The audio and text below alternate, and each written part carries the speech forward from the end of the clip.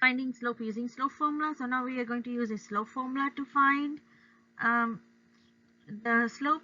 It's same thing as change in y over change in x, rise over run. And first two lessons I showed you finding slope without using the formula. One was using graph, rise over run, and the other one was finding changes in the table for both x and y. Using slope formula, so we see slope is rise over run, we know that. Vertical change over horizontal change, change in y over change in x. So the slope formula is y2 minus y1 divided by x2 minus x1, given the ordered pair x1 y1 and x2 y2. So first ordered pair is x1 y1, second ordered pair is x2 y2. The points that you'll be given, you need to label them as x1 y1, x2 y2, so you don't get mixed up and don't make mistakes when we plug in the formula. Find the slope of the line that contains points 2, -10 and -4, 2. So we first label our x1 y1, x2 y2. Now our slope formula is y2 minus y1 over x2 minus x1. You can also do this by plotting, and you see you have the same slope, or do a table. So in the formula we plug in our y2 is 2 minus y1 is -10. So 2 minus -10, this becomes plus, negative times a negative is a plus. Then our x1 is, our x2 is -4 minus our x1 is 2. So -4 minus 2.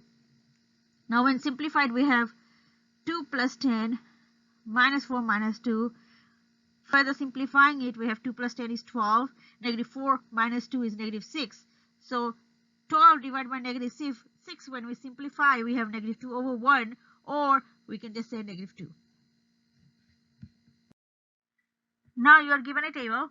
You are supposed to use slope formula to find the slope or the points in the given table. So slope formula is y2 minus y1 divided by x2 minus x1. First point I picked was 0, 5 and 235. So 0, 5 is x1 y1, 235 is x2 y2. When we plug it in the formula, we have 35 minus 5 divided by 2 minus 0. So 35 minus 5 is 30, 2 minus 0 is 2, 30 divided by 2 is 15 over 1, or 15. Now if we pick different points, for example 2 and 35, 4 and 65, does it give us the same slope? In that case, 2 and 35 are x1 y1, 4 and 65 are x2 y2.